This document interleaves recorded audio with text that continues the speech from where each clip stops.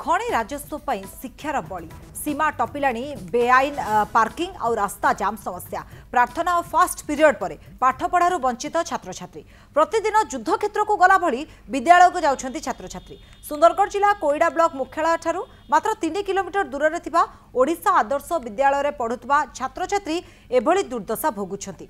आदर्श विद्यालय सम्मुख दे जाइछि 520 नंबर जातीय राजपथ।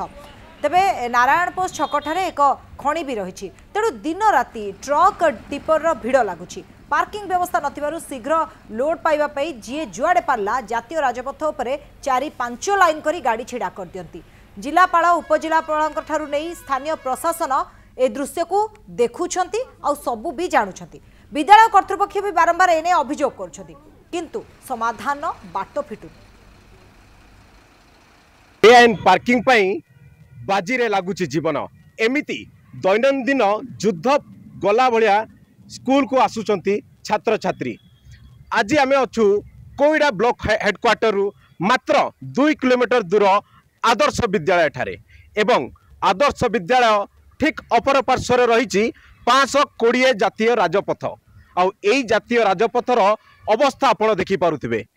एई राजपथरे बेआईन पार्किंग मुंड बथार कारण साजिची आउ एई बेआईन पार्किंग पई दैनंदिन छात्र छात्री निजर विद्यालय आसिया पई असुविधार सम्मुखीन होउचंती।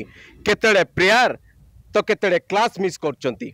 आमे सीधा सड़क आज तांकर जो अछंती प्रिंसिपल सर बुझिबा कोन रहिची समस्त समस्या कोन असुविधा होची सारी बेआईन पार्किंग को नहीं सारे मत लगे जे मेन जो प्रोब्लेम रही है आम ट्राफिक प्रोब्लेम सेटा जदि क्लीयर हो जाता है आम छुआ मैंने ऑन टाइम मैंने आसेम्बली पहुँची पारते ना। मत लगे आसेम्बली समय आम इंस्ट्रक्शन देता छुआ मान व्यवहार प्रति संस्कार सब ये रेक्टिफाई करने किंतु से सुजोग थाए आम मो पाखे से मिस करदे आ बहुत छुआ मैंने जपरी ट्राफिक जो लेट्रे पहुँचते से तो आसेम्बली छाड़ दिखाँ